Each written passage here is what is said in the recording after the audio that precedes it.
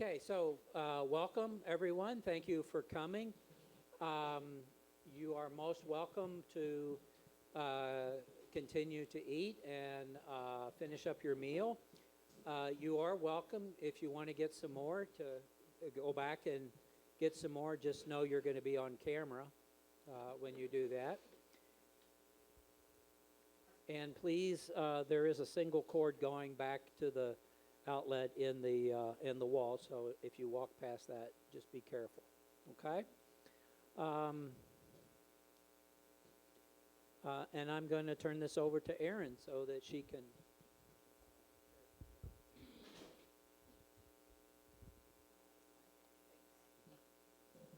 Okay, thank you everyone. It's great to see everyone here this morning or afternoon for this important meeting. All right, I'm loud.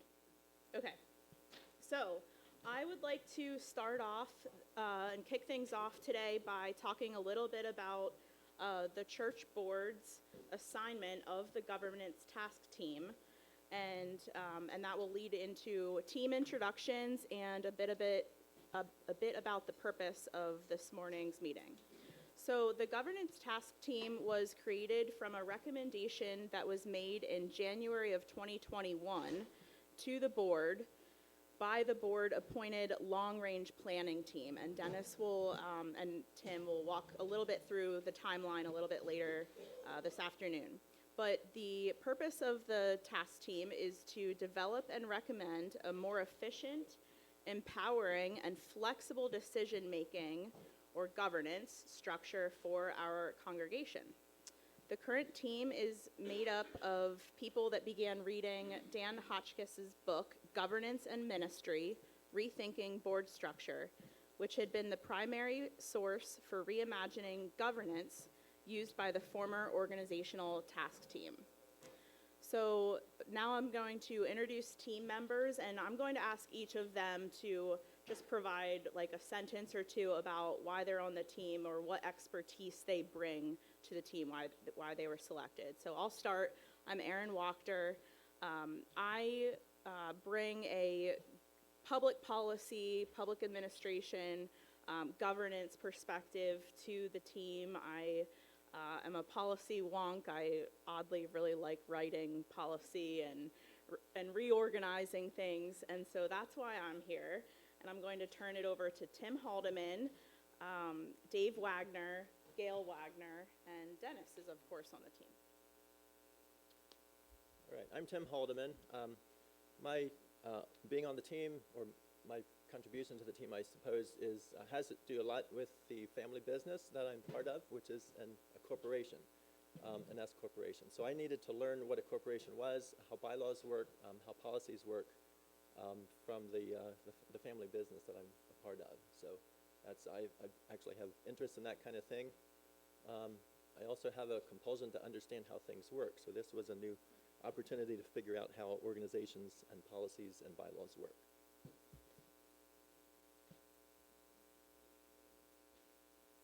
Good afternoon, all. I'm Dave Wagner.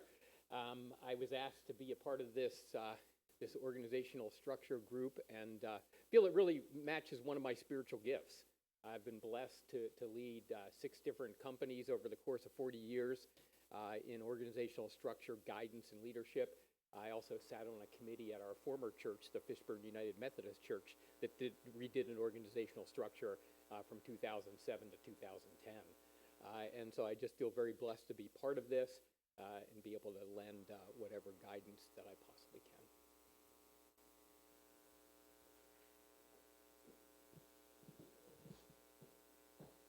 Good morning, everybody. My name is Gail Wagner. The reason I'm on the team is because I have a unique position being the office administrator. I have the pleasure and the opportunity to work with all the various different organizations and teams. So I have really a first-hand knowledge and perspective on the pros and cons of our current organization. And so moving forward then on the interaction of those teams, bringing a perspective on that.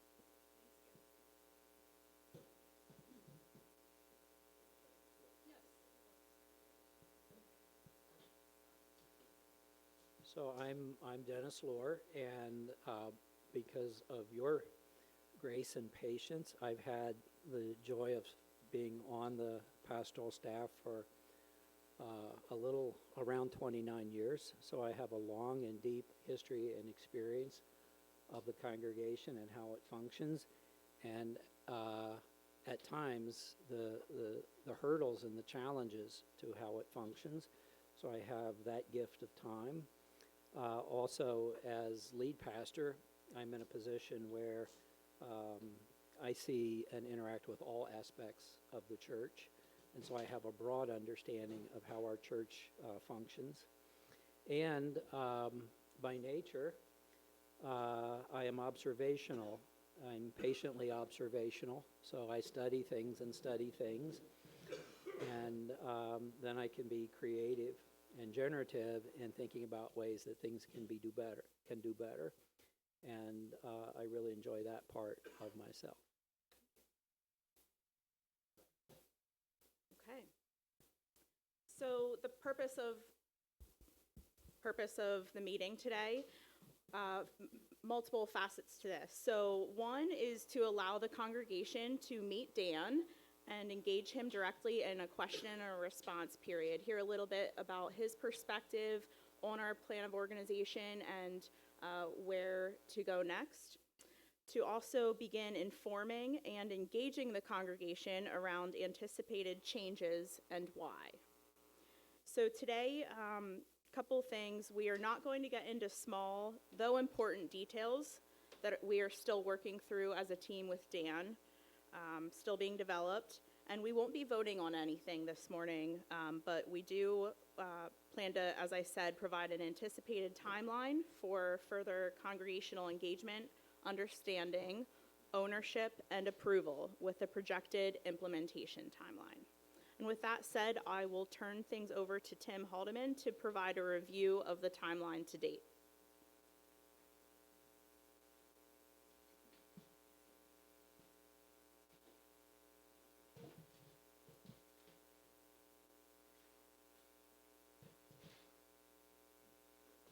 All right, thanks, Aaron. So, yeah, as Aaron said, I'm going to be reviewing the timeline, which will include an overview or a framework, which is where I'd like to start out. Like, you know, why it is that we're here? What is the process that we're working on?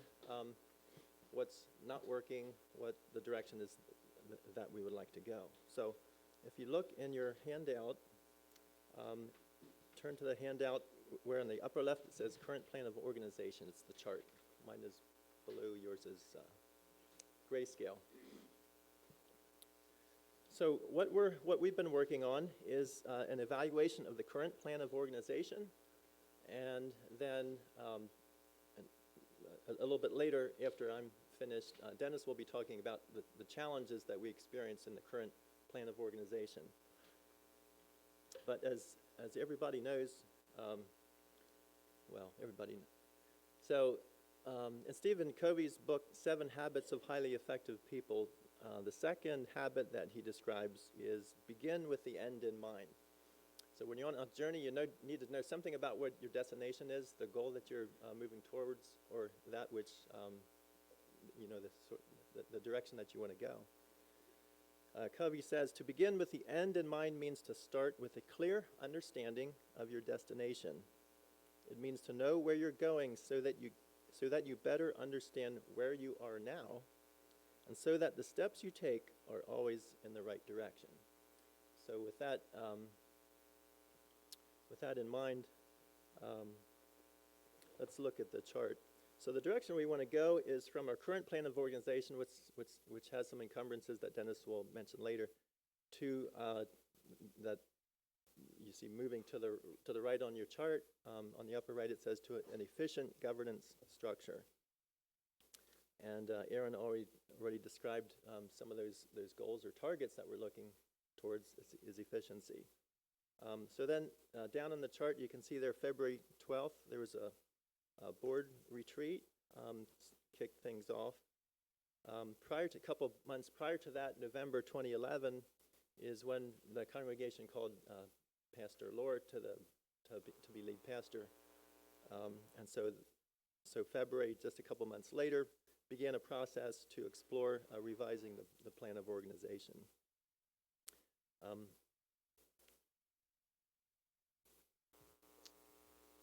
So in terms of having the end in mind, or the goal, I'd like you to turn to a page, I think it's the next page. It's called Hierarchy of Governing Documents. So this is the formal framework in which Palmyra Church of the Brethren as an organization exists. And I'll just briefly go over this. So corporations can happen, entities can happen by virtue of state law of the Commonwealth of Pennsylvania. Under that, then, there would be policies of the Church of the Brethren at the denominational level, and below that, then, would be Atlantic Northeast District policies. So anything that we decide needs to conform, obviously, with state law and policies at the Church of the Brethren level. But below that, then, within the congregation itself, are 4 documents. First is the Articles of Incorporation, and that can be thought of as the birth certificate of the congregation that recognizes the church as a legal entity. That was incorporated on July 22nd of 1935 by Frank Harper, John Zug, Aaron Reber, Solomon Meyer, and A.B. Grubb.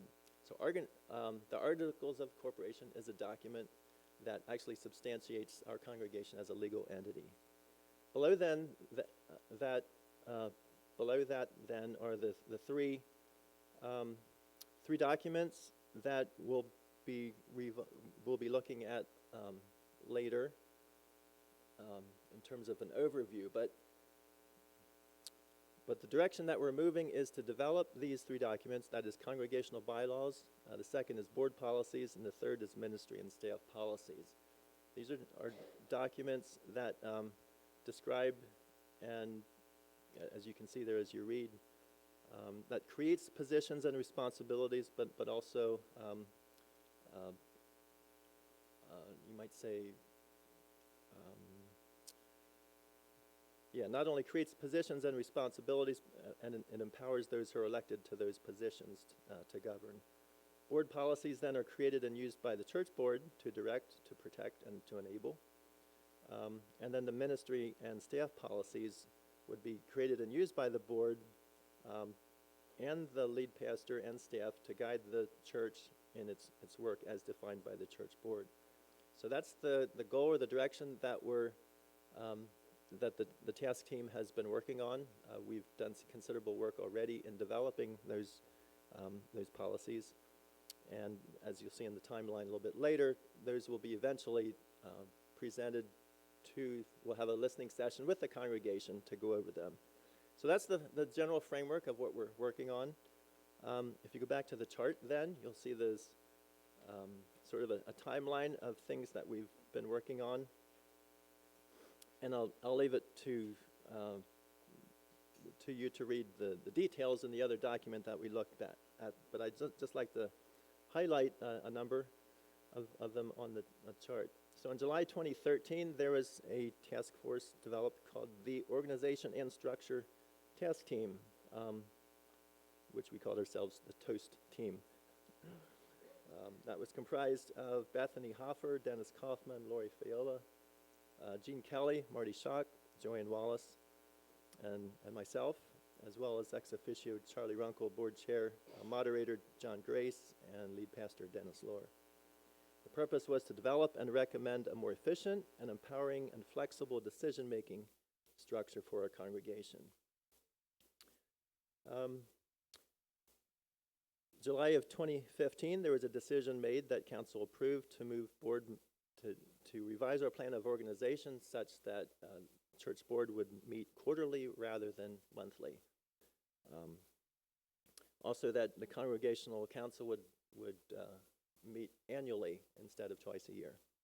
And so those were recommendations that were put before the congregation and with an affirmative vote. In February of 2017, Ministry Architects was engaged to do an assessment of the children, youth, and young adult ministries, and there was the development of partner teams, which serves as serves as a paradigm for the way that we might imagine support groups and working in the future. But we'll talk more about that later as well. July of 2020, the Long Range Planning Group was formed, and that was the 2020 presented that was during the pandemic. So the focus of the group went more towards immediate needs and revisions in order to navigate the restrictions that we experienced with the pandemic.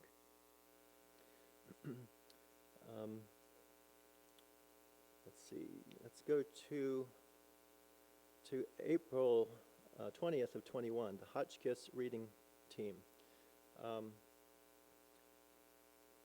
One of the results of the long-range planning team was after having 2 listening sessions, one in November of 2019 and the other of January of 2020, the outcome of the long-range planning team was the 3 top priorities were to revisit the organizational structure, which is what we're discussing today.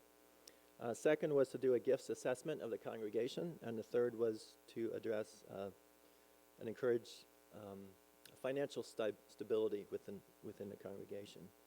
So organizational structure is where we're at. On April of 2021, a reading team was put together and approved by the church board to read through and study Dan Hotchkiss's governance and ministry book, which we've all read and have discussed and have been engaged with.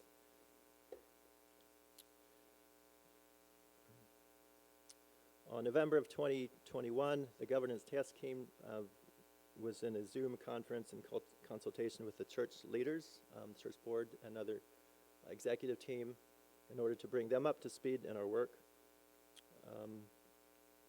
In October of 22, we began conversations with Dan Hotchkiss, and then in September of that year, I signed a contract with Dan as a consultant to help lead us through the process. This past last month, October 30th of 2024, Dan met with the board via Zoom to do a presentation and to have question and response.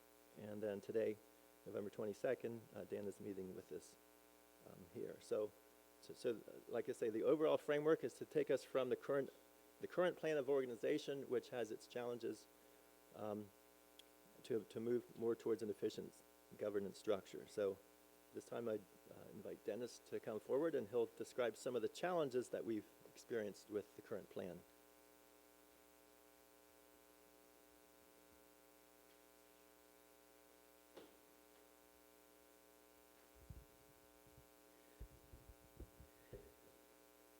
So what I do want to go over with you are some of the challenges that have been identified over this stretch of time that suggests that our current plan of organization is not working for us anymore, and we need to be considering a different way. So in your packet, there is a piece of paper called Key Changes with the Current Key Challenges. So I'm just going to go through that, read through it with you. Our current plan of organization requires too many elected volunteers.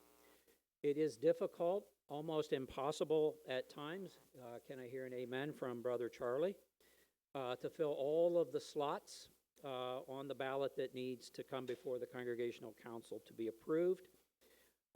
It has too many elected positions for our current size, and therefore we need a model that doesn't require that many elected positions and allows for a lot more flexibility in order to expedite the work of the church. 2, it lacks efficiency. Multiple layers of decision-making slow processes down and create opportunities for a project to not happen. One of my favorite references from Brother Hotchkiss is that the more levels of decision-making that need to be invoked before something can happen, the more likely is you will hear a no at some point. I'm going to give you an illustration of that in a little bit. It lacks flexibility. Any change to our current plan of organization, even a minor change, requires a congregational meeting and congregational action. It does not empower leaders. In fact, due to its inefficient and inflexible nature or structure, it discourages leadership. Things are just very difficult to accomplish, and consequently, it feeds into our inability to find people who are willing to step into these positions, so it makes recruitment more difficult. Next, it is out of date. This, our current plan of organization's primary structure was created over 70 years ago. It has been tweaked and modified over the years, but it worked great for a different time and a different culture, but that culture no longer exists. So we need a structure that can allow our congregation to thrive in today's culture. A comment one leader once said to me, who was very active in leadership, business, community leadership, as he came into a board meeting, he said, "I now have to remember that we're operating out of a model that hasn't existed for 20 to 30 years. Not at all what that leader, very effective, was used to in the rest of their life, both volunteer and business. It is limiting our growth. According to accepted congregational size theory, and that means that different congregations at different sizes are able to do different things. According to this size theory, our current plan of organization, under this, we have hit the maximum number of active membership and effective ministries that we are able to engage, create, and manage.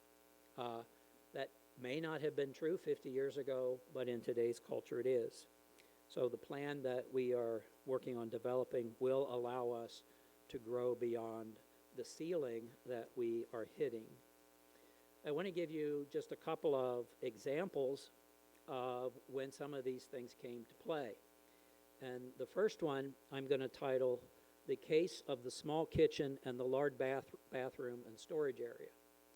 So years ago, the congregation was presented with an idea of doing some renovations out at Camp Pine Woods to the main building, with the goal of creating a new, larger kitchen that had direct access to the gathering area and turning the current kitchen into bathrooms, handicap accessible bathrooms that could be used on the main floor. So that was the goal, but through a whole process of inefficiencies and overlap and so forth and congregational checks and balances, that original goal was not accomplished. So what we ended up with was a kitchen with a few new countertops on it and a new oven. If you remember the old days, there was a cast iron gas flamed oven. And we ended up with a really large and nice unisex bathroom and a little bit of a storage area and some underneath. It was a project that, because of how complicated the process was, somewhere along went awry. And that became critical for us when, and at the second round of trying to correct that situation, already permits had been applied for with North London Dairy Township that could not be changed without, at that instance, the point of installing a very expensive sprinkler fire depression system. So a project that started off at a certain cost factor, by the time it was finished, doubled in cost factor, and we didn't get what we started out for. Just an example. A second one I call the case of the kitchen roasters that never happened. A number of years ago, sitting on the fellowship team was, I'm not going to say the name, but was the chief instructor at Lower Dauphin County Tech School for preparing students to be master chefs and lead and be employed in the food preparation and serving industry. And the fellowship team, with this person on, asked if they could review some of the items in our kitchen and recommend some upgrades. One of those upgrades was the purchase of some new roasters, some plug-in roasters.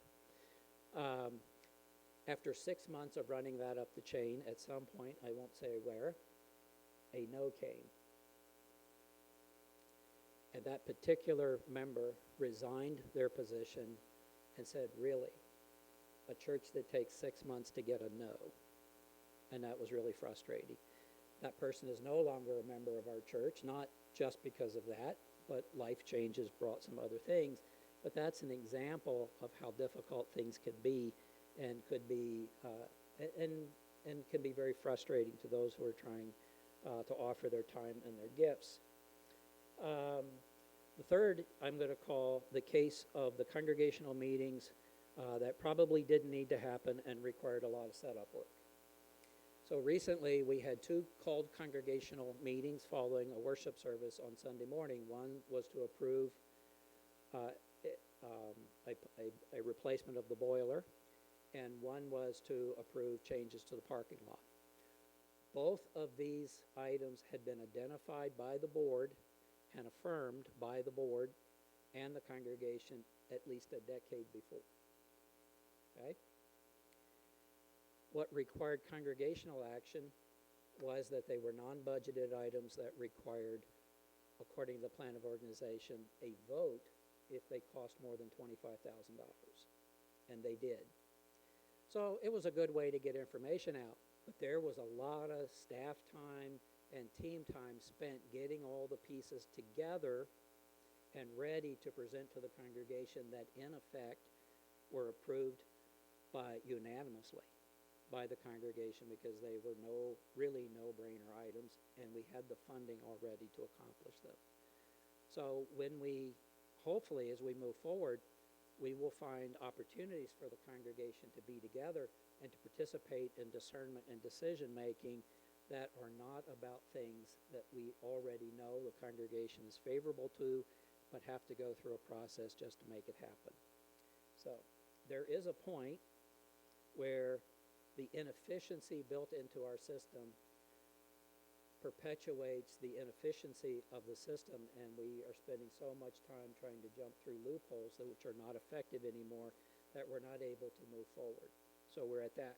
In the words of my sermon last Sunday, for those who are trying to lead, sometimes it feels like we're David, and there's a great big giant that we have to navigate, which is an ineffective plan of organization.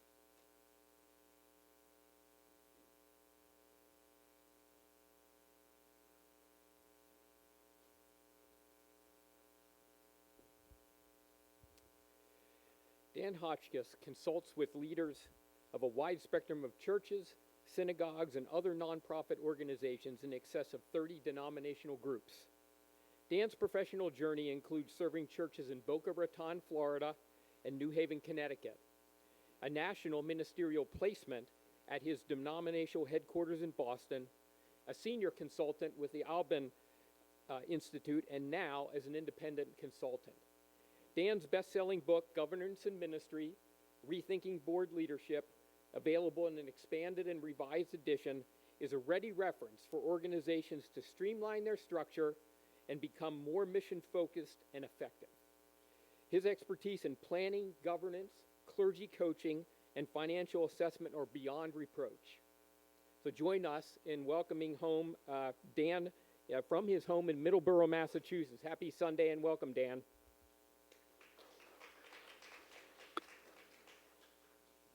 Well, hello. Can you hear me? Good. I can't hear you, so we'll have to, when we get to the point of some conversation, I'm hoping there's a plan for that. Let me just say a little bit about where I come from on this subject. I was struck by your pastor's stories about your adventures in making decisions, which of course are not unusual at all. The kind of frustration that people experience in churches and also synagogues and other kinds of religious organizations. Oftentimes it does feel a little bit like going into a time machine, where we're back in a structure that was built for a different era. We can talk sometime about how I think it was the structure we have came. I wish there were more study of that subject. But to me, the basic challenge of the kind of decisions that we're talking about is this, that almost anything a church does implicates or involves its values, its beliefs, its sense of calling in the world. So, for example, on one level, turning a kitchen into an accessible bathroom is a technical matter, best left to plumbers and electricians, carpenters and others. But for a church to decide to do that and to fund it involves deciding how much you mean it when you say that you want to be inclusive and to take care of everyone who comes, and to make your church a welcoming and comfortable place, because that's the real reason for having an accessible bathroom, is to include people. And so one way to have a church that always acts on its own beliefs is just to hand over leadership to one person. You may know churches that run that way, where there's a person who speaks for the church, and that only that person does. And so what that person thinks is important is what the church will do. I know enough about your church to believe that would not fulfill your sense of purpose in the world, in that you seem to believe in something very much like what Martin Luther called the priesthood of all believers, that you want, as members of the church, to have a real voice in setting the ultimate direction of the church. And the structure that you have is the way it is, partly to bring that way of thinking into the way you make decisions. And that's good. The problems that were just described to you seem to me to have to do with the fact that that kind of shared decision making is not just applied to questions of large-scale purpose or core values, but to every step of every decision, or at least those that go over a certain dollar amount, or that require making choices about the use of space or money or other scarce resources. So you get this kind of stop and go traffic jam mode of decision making that many people find frustrating, and for good reason, in churches. So that's the kind of story that I experienced over and over again as a strategic planning consultant for the Alban Institute. My strategic planning was my main portfolio. I taught strategic planning. We have a system called Holy Conversations for making planning process happen in churches that starts by asking questions, by the board actually identifying what it thinks are the 2 or 3 most important questions that congregation will have to address in coming years. And that is the beginning of a planning process. You gather data, you reflect, you pray, you ask yourselves what does Scripture have to say about this, and you ask for all kinds of opinions and technical information from people. And oftentimes that was very effective. And what I discovered is that the more effective the planning process was, the more likely it was that the plan itself would die on the board table. I got to the point where I was afraid to call up and ask afterwards how it went. I would call up, I'd talk usually to the pastor, and I'd say, I'm just following up. And he'd say, oh, that was a great planning process. We all remember it very fondly. And I said, well, how did it turn out? And he says, how did what turn out? Because the implementation step of the process has gotten bogged down by that point because of the way the church is organized, not to kind of remake decisions over. The way that I came to think about this was to distinguish 2 kinds of leadership, 2 flavors of leadership that every church needs, and I gave them the names governance and ministry. Governance is the job of the board, And it means ensuring that the church follows and fulfills its purpose or mission in the world.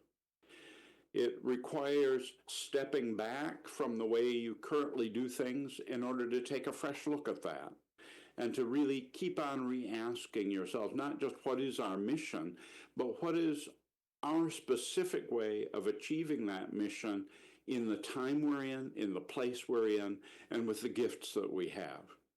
So that's governance. Ministry is most of what you see. It's the active side of church life. It's the actual carrying out of the decisions you make about your purpose, your top level goals, and your values. So the question then becomes, what is the best way to organize each of those things? And the answer turns out to be differently. The best way, I think, to organize for governance is with a board that's smaller than you're used to. 7 to 9 seems to be about the ideal size for a group whose job it is to really think deeply together about what the church is there to do and what it's going to do about it in, let's say, the next 3 to 5 years. They don't do it alone, of course. In order to do effectively, they need to reach out and provoke conversation about values and purposes and goals within the whole congregation. And I would say usually even outside. Certainly you want to gather data outside. I find that's one of the hardest things to get most congregations to do. Is the congregations love to survey themselves, but they're not so enthusiastic often about reaching out and surveying their next 100 members. They're more interested in the 100 members that they already have. So that I find is really critical. Oh, the other thing about the board, and I've recommended both of these things to you, is that they should not be on the board by virtue of being leaders of programs or projects or activities. So many church boards are really what you'd call a council, where you have the head of the Sunday school and the head of the music program and the chairs of various committees getting together, and that's the board. That is a very important meeting to have. It's an essential group of people. But in my view, it's not a very good board because it's hard to get that group to talk about anything other than the work that they're already doing. So my idea is let them meet, but in a different time and place, and have the board be a group of people who are comfortable thinking about the future, producing written documents as their main work product, goals, for example, and who have the courage to think about the way the world is changing. More about that if you ask a question. But so ministry, what's the best way to organize for ministry? Well, the best way in terms of efficiency, I think, is to have a clear structure of authority. And so what I recommend is that you have, that you establish a set of policies by which the board both delegates management authority to the head of ministry, which is your lead minister, lead pastor, and creates guardrails and gives guidance about how that authority is to be used. And then for that person to be responsible for recruiting, mentoring, supervising, and developing a team of people to make it happen. And that I often call that the staff, without worrying too much about whether they're paid or unpaid. I think that it's more important to distinguish that work from the work of governance. And so, so one of the things that I suggest is that you use a different name for the groups that help the board to govern. I would use the word committees for that, from the term you use for the groups that are there, excuse me, to produce results in the world or in the congregation. I usually suggest calling those teams. A committee is a deliberative body. It needs to represent the congregation, and its work product goes to its parent body, which is usually either the board or the congregation itself. And a team has a leader. It has a charge. It has a budget and somebody it reports to. And then it goes, and it doesn't include necessarily, well, in fact, it necessarily doesn't include people who have no interest or nothing to contribute. You only put on a team people who want to do the thing the team exists to do. Now, within that, you want to not exclude important kinds of diversity, but basically a team is focused on a situation where you've already decided that you want to convert the kitchen into a bathroom, and their job is to do it, and to be creative and overcome obstacles into doing it, but not to go, not to remake or have to keep on venue shopping to various committees and boards to get permission and approval. And then that way, so by thinking about governance and ministry, not as sealed off separate entities or separate groups of people. Everybody participates in both. But to think of them as two different centers of leadership that happen largely at different times and places, so that once you decide that you're going to achieve a goal, you have a lot of flexibility and energy and a minimum of obstacles toward achieving that goal. And then you discover things along the way that feed into the selection of goals for a future year. So let's see. Let me see if I've covered the basic things I recommended are to get the board out of management. Your plan of organization uses a lot of old-fashioned language that suggests that they're involved in management. Boards and committees make very poor supervisors of activity or managers of activity. For one thing, they only exist while they're meeting. And so the idea that a staff member reports to a committee, I don't know if you say that, but some churches do. It's just, to me, it's nonsense. It isn't something that ever happens. It's always a person. If there's an effective supervisor, it's always a person. So I would get the board completely out of management. And to do that, I would have the board adopt a comprehensive and unified set of policies that delegate all management authority to your senior pastor, and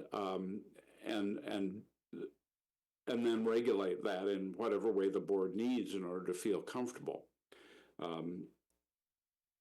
So the board policies, and then the board's work, the work of the board itself needs to shift substantially in order to keep them busy with important governance work.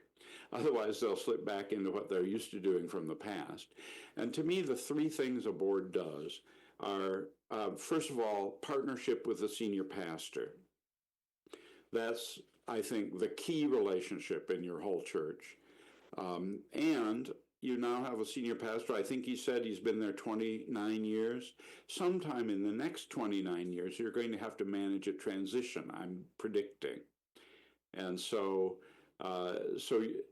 strengthening the formal relationship so that what's going well in that relationship can be recreated with a new partner this is a good time to do that. Secondly, policy. To create a body of policy, your task force has already begun to work on that. Sufficient that the board actually can not make management decisions at any time. We can go into exactly how that works if you like. Shortly, I'll be inviting questions.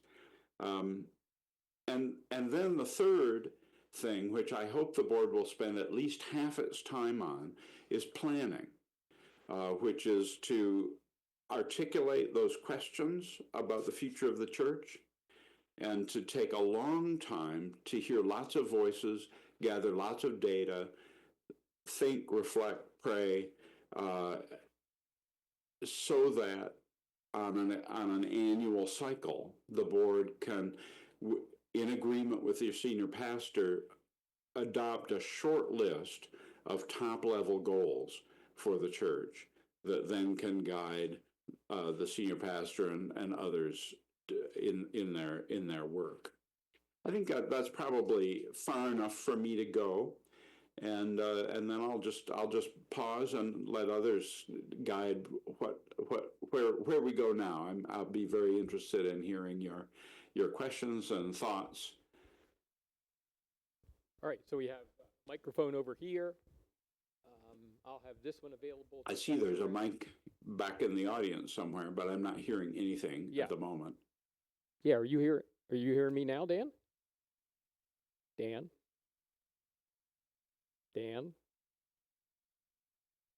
All right. Well, anyway, so if you have Still questions, nothing here. if you have questions, please feel free to move to the microphone. This one obviously is not working for Dan, so we'll hold off on this one. Or if you want to ask a question from your seat, we can interpret it, or however you want to make sure that he can hear. So, questions from anyone?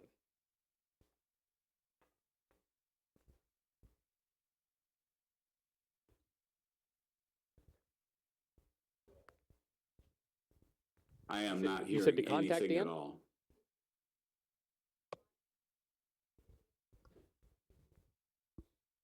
Dan, can you hear this mic? Ah, Can you hear anything? Test, I hear test. you perfectly now. Okay.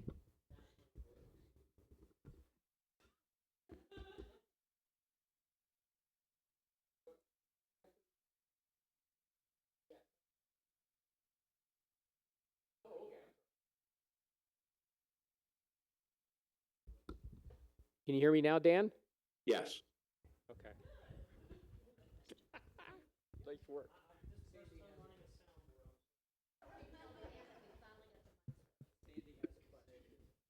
Dan, I have a confession first. I've had your book in hand for quite some time and have not had a chance to dive into it, so my apologies. Did you pay for it? I assure you that somebody did. Oh, good. So long as that happened, just put it under your pillow at night. Yeah, the osmosis hasn't been working, but I do have a question about what your recommended timeline of implementation of this plan is. Well, I would say that you want to have at least a basic set of policies in place and ready for the board to adopt. You need to amend your plan of organization to allow for the smaller at-large board. And once you have those two things, then you can start living under the new regime, I would think. And how long that will take, I think others can probably answer better than I. And I think we're going to review.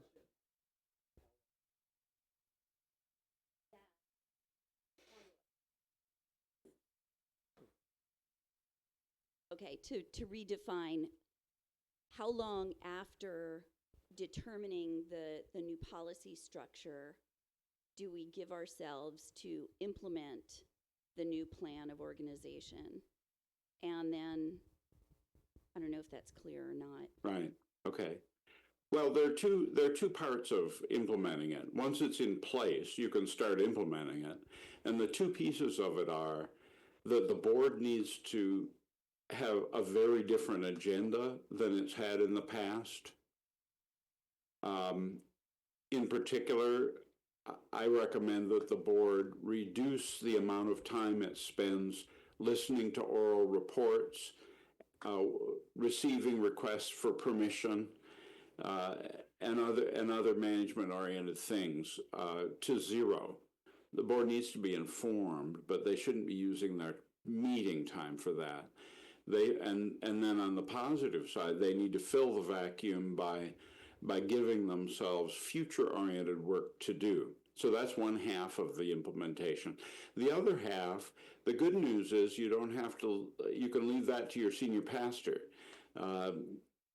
because your senior pastor will be empowered with his usual tact and grace to reorganize the groups for accomplishing ministry as he thinks best.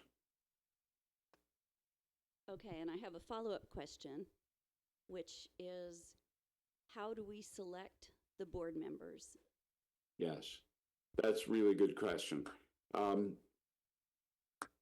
One thing is to be aware of how you've chosen them in the past. My impression is that, like many churches, the career path that leads to board membership in your church leads through a lot of practical ministry leadership roles, so that you get the people with the best resume of having done things in the past on the board. And you want some of that, but mostly what you want is people who are comfortable operating at what I can only call a higher level of abstraction. It's not everybody's cup of tea to be on a group whose big work product is a set of annual goals, which is basically words on paper. Many people would choose to take on another ministry leadership role, a team leader or a class leader or something else, in preference to that. And you might find, usually this happens, that there are people you wouldn't have considered for the board before because they haven't proved themselves as ministry leaders, who would be more interested in a board that was a serious strategic planning kind of a board than they would in a board that listens to a lot of reports about what happened in the last month.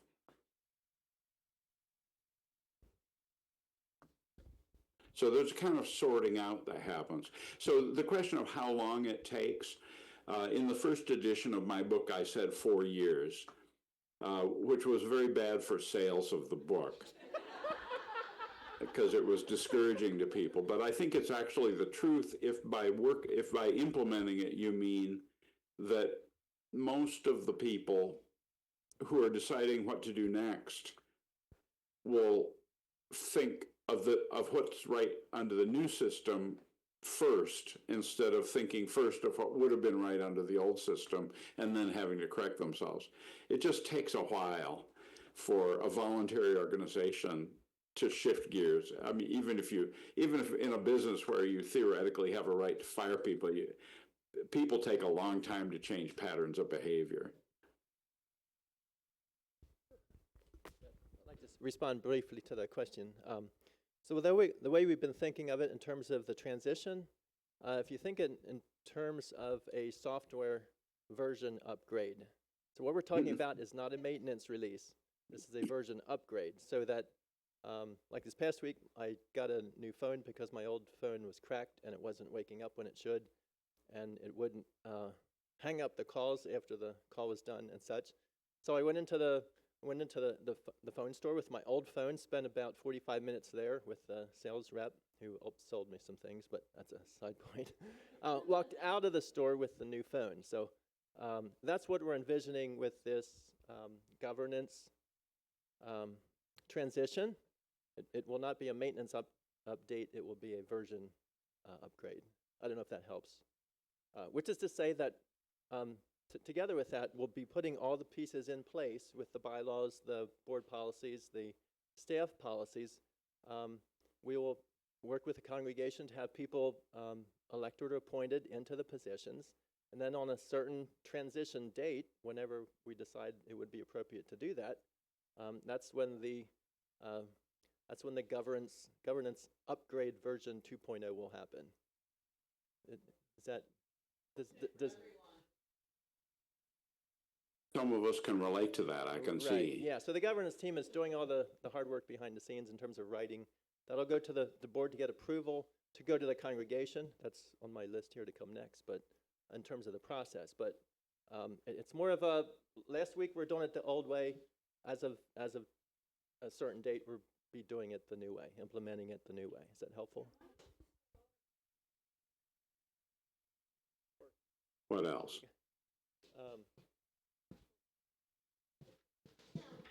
I'll just comment that it's so lovely to see your task force members dressed so beautifully. What's,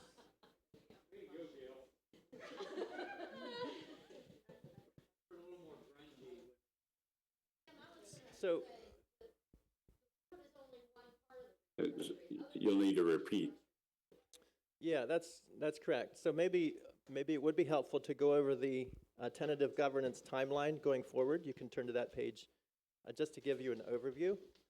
So as I said, the governance team currently has been working on revising the bylaws. That work is pretty much complete. The next step would be to take that to the board and then to the congregation. We're still working on the rough draft of board policies. That's for the most part completed. And our next task then is the third piece is the staff policies. So those three pieces, those are the three key documents, the three pieces that encompasses, we'll say, 99% of the work. And that again is the bylaws, secondly the board policies, and thirdly the staff policies. We're anticipating that January or February, the governance task team will be able to present those documents to the board, church board, for questions, responses, discussion, changes, etc. If there aren't a whole lot of changes to make, we anticipate then that in March or April, we'll present the final draft of those bylaws, board policies, and staff policies, with a recommendation then to go to Congregational Council for review and adoption. If adoption happens, then May of 2025.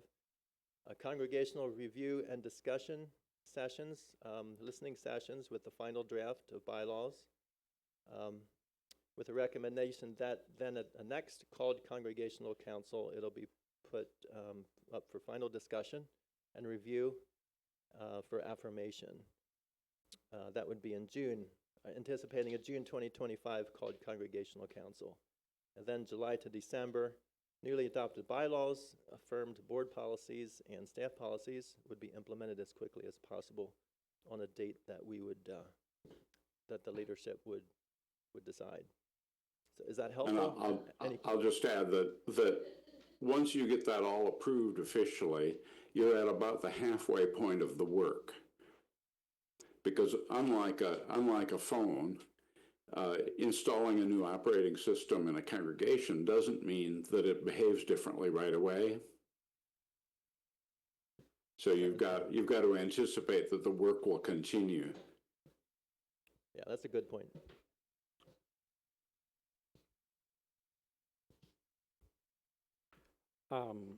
Just to kind of go back to the new phone analogy, I got switched from an Android to an iPhone, pretty radical switch.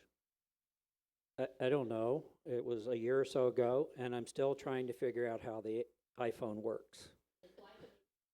Okay. So, I want you to, there's an old story about a bunch of blind men that were lined up around an elephant. And they were asked to feel the different parts of the elephant, some the legs, some the tusks, some the trunk, some the tail, some the ears, and describe the whole based on what they could feel. And of course, none of them could describe the whole animal. So we're at this curious point in the process where we have, the team has pretty much finished the bylaws and the board policies, but we're still working on the ministry policies and the staff policies. And until you can see the whole animal, you will not understand how it all works together. So we kind of want to have this opportunity for you to begin to understand the larger scope. But if we get too much into the details yet, which are not all laced together, you're likely to walk away going, I don't understand how that happens, or so forth. So in this instance, note where we're at in the process and be patient as we put the last piece together, and make sure all of those pieces, because we will not say that the bylaws are finished or that the board policies are finished until we've worked at the last piece. We may need to go back and tweak those earlier two pieces to make it all flow. So let me describe it to you this way.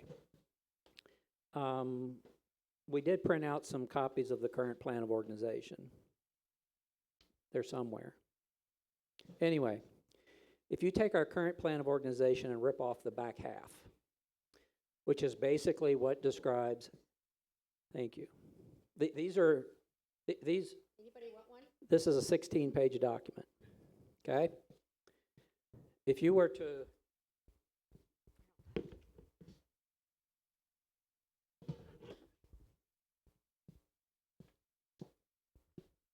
if you were basically to tear off pages 9 and on, which describe, or maybe a little bit earlier, which talk about staff and talk about the ministry teams, if you were to tear that off and we were just going to hand you the first part and say, this is our plan, this is how you would not know how our current structure works. So right now, that's the piece. It's the piece that talks about how the teams work, how they interrelate, and all those kind of things. That is the part we don't have yet. And to present the first two would be like handing you only half of this document and believing that you could understand what the whole thing is about. So we're not there yet. Since this is the ministry, since we're still working on the actual ministry part of the document, it is a challenge to not know the specific details of how it's all going to work. But that's the final piece that we're working on. We had to build the base of the bylaws. We had to build the base of how the board works before we could start working at the other pieces. And that's the last piece that we're working on. That is going to be the piece that once it's in place, we can meet again, and then we can look at the whole thing and see how it works together. That does not answer your specific questions, but it is honest about where we are in the process.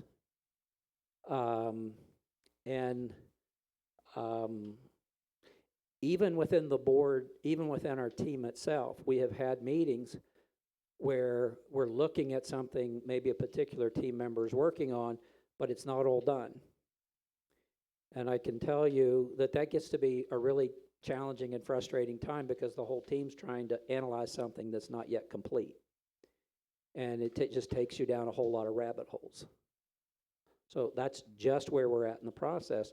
But we felt like it wasn't helpful or fair to the congregation to wait until April, May, or June and throw this all at you at one time. So we're building the steps so you can kind of understand the general direction and so forth. Does that in any way help? So far, we have learned that the board will how staff Correct. we don't know how any of the or any of the other. There will be some changes.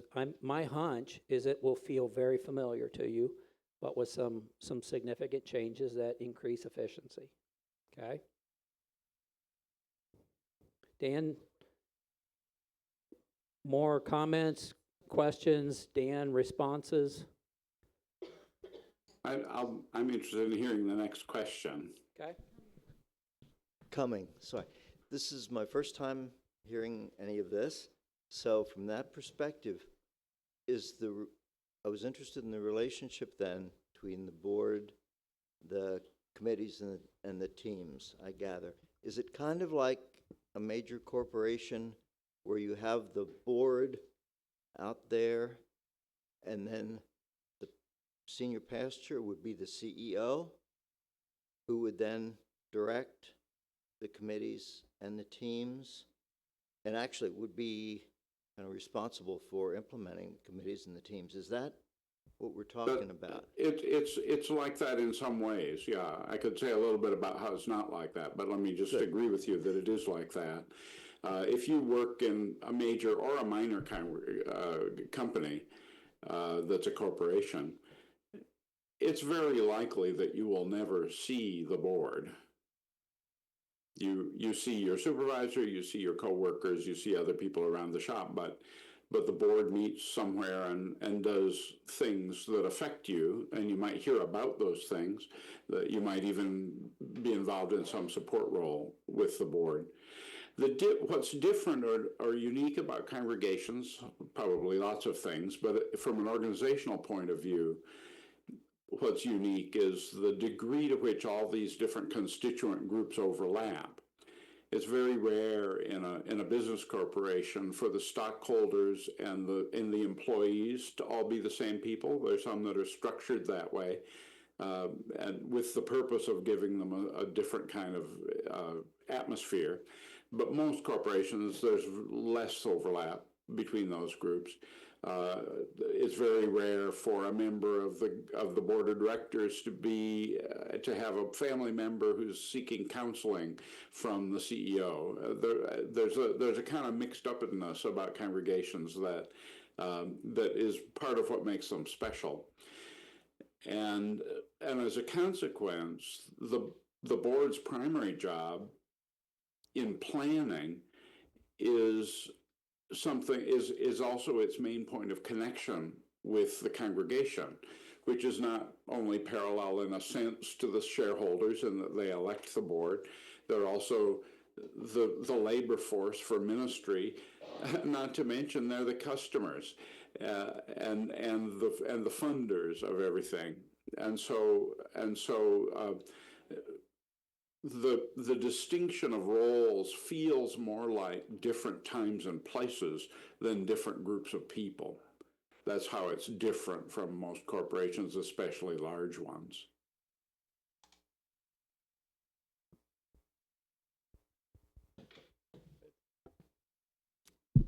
So what I hear you saying and what I hear from what Dennis is saying is we're going from kind of a flat organizational structure, which hampers the decision-making, to more of a top-down.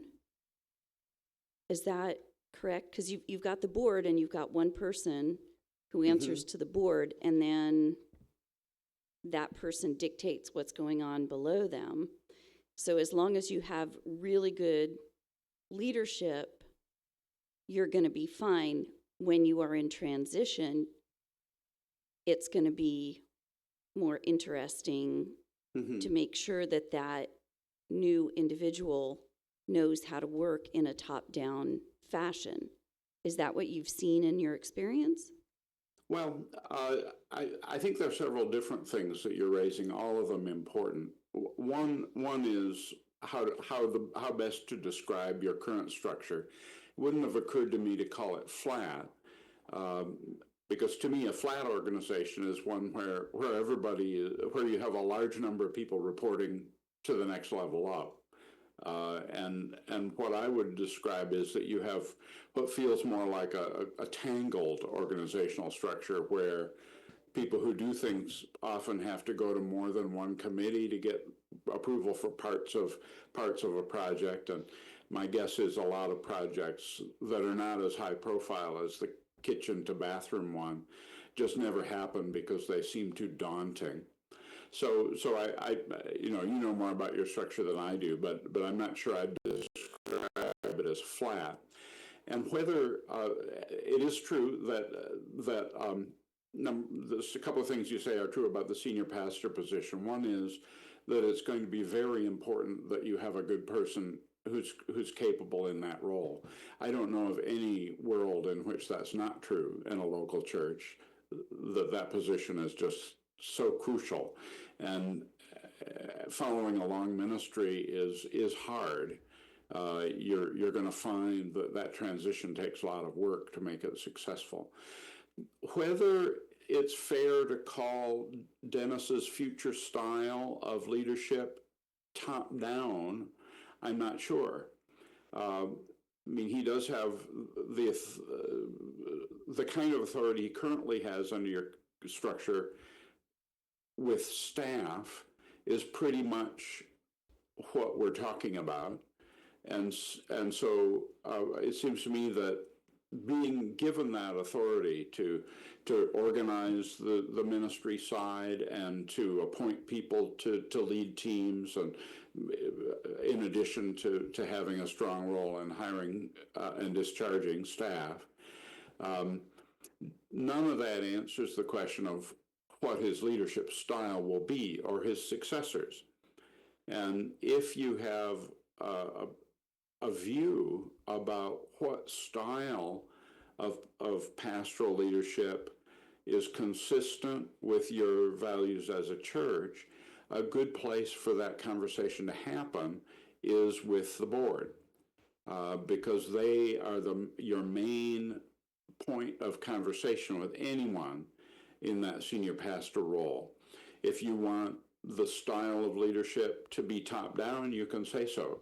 If you want it to be collegial and consultative, you can say that.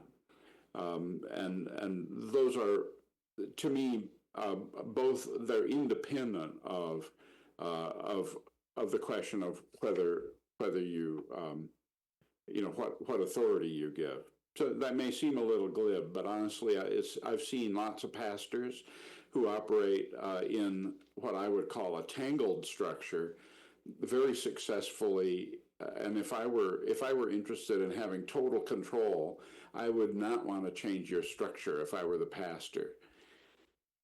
Because what will really change for the pastor is the degree to which they and the staff and volunteers in ministry are held accountable to agreed on goals and standards of performance.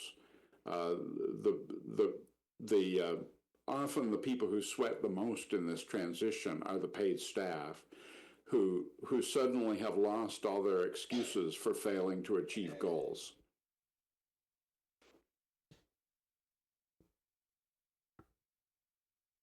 I don't know if this is a question for you, Dan, or for the team. In past, I'm curious about how the new board will be called. I became board chair 14 years ago with a call during a church service where I got 6% of the vote. 7 people said they called me to be board chair. So you do the math of how many people were in the meeting. Is that going to be the same, or is it going to be the same, or is Dan suggesting something different on how people become members of the new board?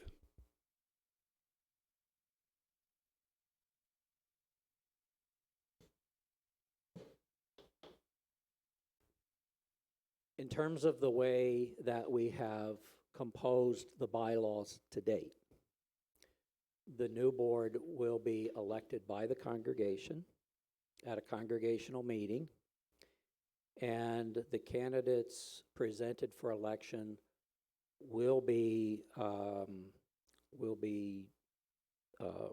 sought out by what would be equivalent to our current leadership calling team. It probably won't be called that, but that will be its task, is to look at the type of things that Dan talked about that you would want in the type of people who would be on the board, and to discern that, and then to be in contact and conversation with people to present that slate to the congregation for the congregation's approval. That board is not constituted by the lead pastor. That happens independently of that. Okay? I think the only other thing I would add is that the responsibilities of the new board would be more along the lines of visionary. And so there's a different skill set that's required in order to be a productive board member. So I think those are some of the things to go through outside of even the process, is going through the process of finding qualified candidates that have those particular skill sets in order to help to provide leadership. Okay, so I can envision what your new board looks like. My vision of what the current board looks like, and it's been 30 years since I was on a team. It wasn't called a team back then, and I didn't even go to board meetings. I wasn't a chairperson. So my vision of what the current board is, and I've never been on this board or another one, is that the team leaders or the chairs of the different teams get together so they can communicate with each other the different things that are going on, so that if I'm on Christian Ed, I understand how my team might relate to fellowship or to stewards or other things. So I have a bigger vision of what's going on in the church than just my own single team. Is that a bad interpretation of our current board?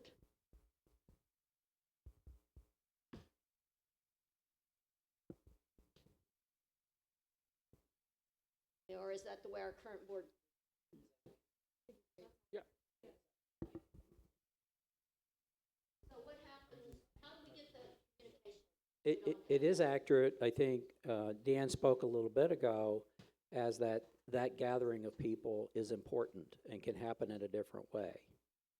But what tends to happen at our board meetings is that the board spends all of its time dealing with reports and crises and and those kind of things, and never gets to the bigger questions. And that's the critical piece that we're looking for. Yeah, one way to think about that gathering is that it's like an expanded staff meeting. Oftentimes, in a church big enough to have several staff, you feel the absence of some of those staff when you're exchanging that information at a board meeting. And so my thought about how to do that is to think about who are the key leaders in the ministry side, and how often and in what combinations they should meet. Some of those meetings might be round robins of catching up, maybe twice a year, but a lot of them might be problem-oriented or goal-oriented meetings where you invite the people who are primarily concerned with a particular goal so they can talk at length about how to collaborate. That help, Sally?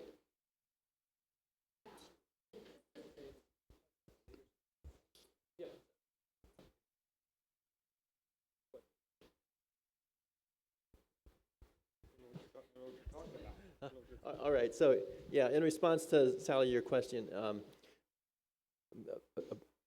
part of what the current board is doing is sharing information. That's what you just relayed to us. So we, on our task team, we are aware of that and have been seriously considering, and will probably be proposing something that might be called a leadership council, or a gathering of the ministry leaders who then can share and interact and collaborate, and an opportunity for them to know what's going on in other areas of ministry. So it won't be so much visionary, which is what the board will be doing, but it will be collaborative in terms of what ministry is happening. So there will be opportunity for that sort of collaboration. We might call it leadership council or administrative council or something like that. Carol? When Dan was talking and it was explaining the work of the board, his first point I wrote down was partnering with the senior pastor. So am I understanding correctly? I don't understand that as a top-down management kind of style exactly, but a partnership kind of a style where the senior leadership would be working with the board to determine the direction and the ministries of the church in a collaborative fashion,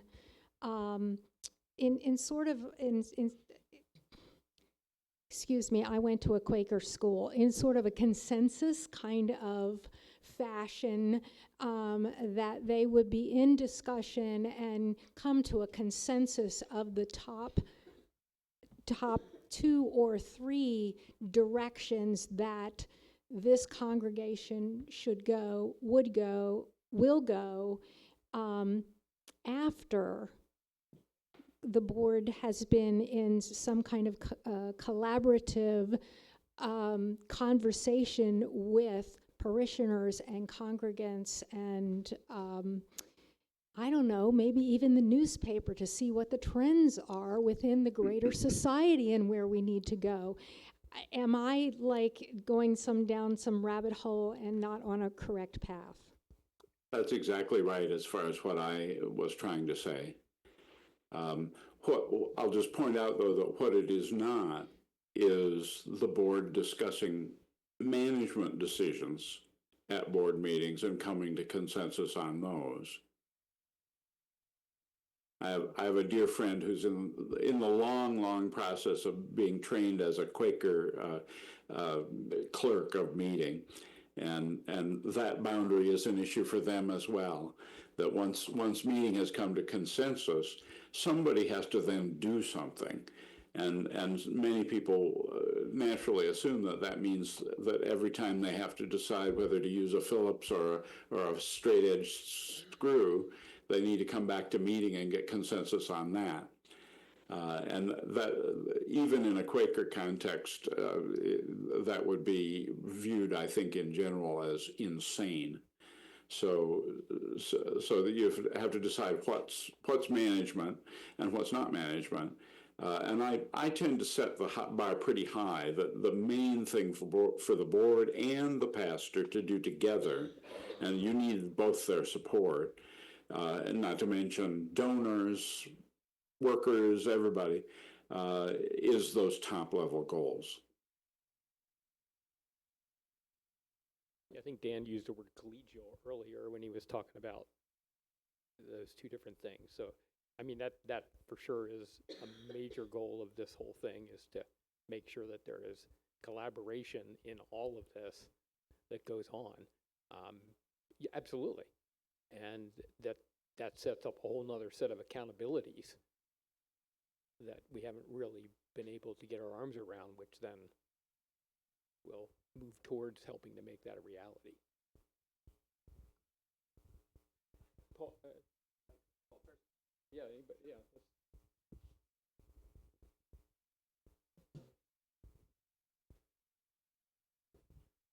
I need to speak because I'm anxious.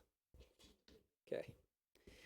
This is coming from a guy who, when asked to be senior pastor, declined. Okay. My style of leadership is collaborative. That is what I'm most comfortable with. For me, Sandy, you used a word a little bit ago that I kind of winced at, and I'm not complaining, but you said the lead pastor can dictate. Think about this congregation and think about how successful a lead pastor would be if he or she simply dictated. That's not how this congregation works. This congregation is collaborative to its bones. And so am I. I support this shift for us.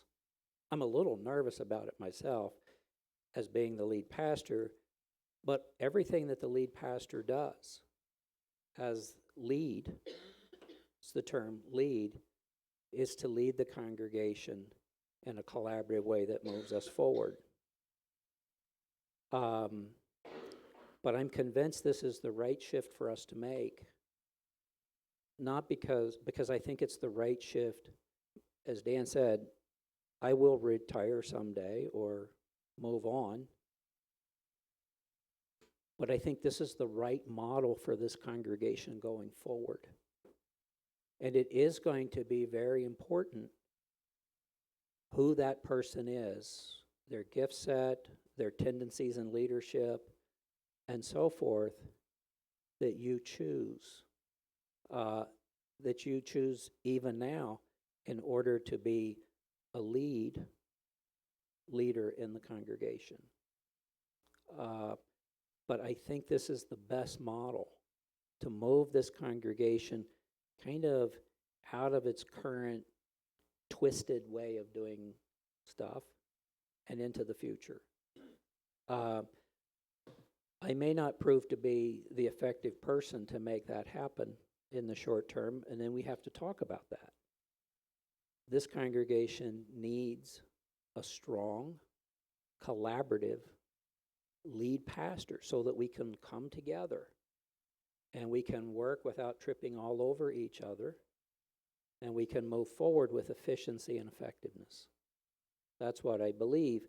But this structure is not just about the lead pastor. I do believe this structure actually enables more participation by the congregation. First, we're going to have to get over council meetings that have 20 people show up. If you want to have an impact on the future of the congregation, you actually have to show up and discuss those questions that the board is going to be bringing and give your input. And two, then when those vision statements are made, and maybe you have a position on a team or a task team or a subgroup in the church, how that a particular vision gets carried out is open to all kinds of ideas as to how to accomplish that best. Working as a whole, collaborating with one another to make that happen. So I wanted to speak about that piece, because without having my head in all the pieces, I would be worried a little bit if all I had was the information that you have so far. And I understand that. Thank you. Noah? Hi, on that kind of thought process, I was thinking, right now we're pretty blessed with a pastor that's good at leadership and at ministry. But this lead pastor position seems more on the CEO level or primary leadership. Are we continuing forward? Are we still looking at tying the ministry part into that pastoral position? Or would they be able to be a separation if we have a good leader and a good minister that are separate people?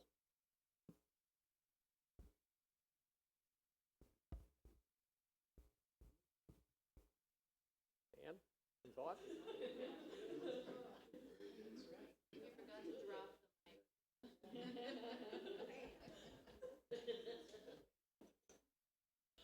So are you wanting me to comment on that? Yes. Oh, okay. All right. Sure. Happy to. Great question. Great question. Because there are ministers out there who would look at this model and say, that's not for me. And you better hope that they're right and that they are frank about that, because you need to take that into account if that's your model. I will say that it's pretty hard as the lead pastor, no matter how good you are at the pastoring side of it, to get out of the administrative side of it entirely. And in fact, I think your current structure makes administration more rather than less time consuming. So I would say that in big churches, the way that often is managed is that you have an executive number two. So the senior or lead pastor is the head of staff and the main person who's in conversation with the board about goal setting, but the actual administration is done by another person who reports to that senior person. Or you have, in the staff, you might have a business manager to whom others, volunteers and staff, report, so that the lead pastor has two direct reports. The more direct reports you have, the more of your time you're going to have to spend on administration. That's one of the problems with flat structures, is that if you have 15 direct reports, usually what that means is you don't do a good job of supervising those people. Because if you did, you would do nothing else. So there's that. And the other I just want to say is that pastors are very special, but they're not that special. Almost all nonprofit chief of staff positions are divided in the same way you're describing, in that they require some skills for which an MBA would be a good credential, and some other skills where a Master of Divinity, if it's a church, or an MFA if you're the chief curator of an art museum, or a music degree if you're the conductor of a symphony orchestra. In other words, most people in those roles have both the management function within the organization and a very different professional identity as an expert on something, or as somebody who's good at pastoral care, preaching, other things like that. College presidents, same thing. They're the head of staff, but they spend a lot of their time raising money. And they're expected to be leaders in the faculty world as well. So there's a lot of division. If you can afford it, you can divide it up. But of course, that means that you have to offer 2 jobs that qualified people will apply for it. Typically, what a congregation in your size range does is to seek a lead pastor who is willing and able to play both roles, both the pastoral preacher, teacher role and the staff leader role. Not going to ever be equally good at all of them, but there are plenty of people who do that. And I suspect that, in fact, that's one of the things that won't change, is that your pastor has probably always been the chief administrator of your church. Deb? I'm on worship team with Dennis, and I think he's pretty much explained to us how we were going to do the worship team a little differently. And from what I'm hearing in this meeting, I'm not hearing the same language that Dennis explained to us. So I would like to convey what he shared with us, because it's a little more cut and dry. I like things very organized and ABC. So just for an example, the new church board will be about pursuing the mission of our church. This is what I heard. It's not about doing things. It's about forming ideas and goals. And you said, you'll set some goals every year. And then when you set goals, then according to what your goal is, that would go to one of we're going to call them committees now. So, hey, worship team, we need, this is what we're going to do. Or we'll go to properties, I guess, just make it easier. So properties team, we want to put a mini kitchen in the Welcome Center. That will help us with our ministry. So that's just our goal, just to make it black and white. We want to put that in the Welcome Center. So the properties team would get this and say, okay, we're going to put it in. They're not going to sit in their monthly meeting and discuss all the minutia of it, because that's what we were doing in the worship team. We were discussing all the minutia. Instead, set up a task team, and like you were saying earlier, set up a task team of people who have skills to put this kitchen in. Now, what the committee would do is say, where's the best place to put it, and how involved do we want it to be? Do we want a sink? Do we want a stove? Do we want these general ideas so that you can have goals for the task team? And then the task team does the nitty-gritty, and that's where, Dennis was just saying, you have these different levels of creativity and all the thought process. And what I didn't like about a lot of these ideas going to congregational meeting was they didn't hear all the discussion that already happened. So what this does is the church board already does all the discussion of the idea, the pros and the cons and everything. And then it gets down to more of the nitty gritty. Then the committee says, what are the specific goals? And then the task team decides specifically what kind of boards and screwdrivers and stuff you need. So if that helps you, so it's one's ideas, one is set up the specific goals, and one is to carry out. Anyway. Dan, any additional comments on that? No, I think that can play out a lot of ways, and the people involved need to work that out.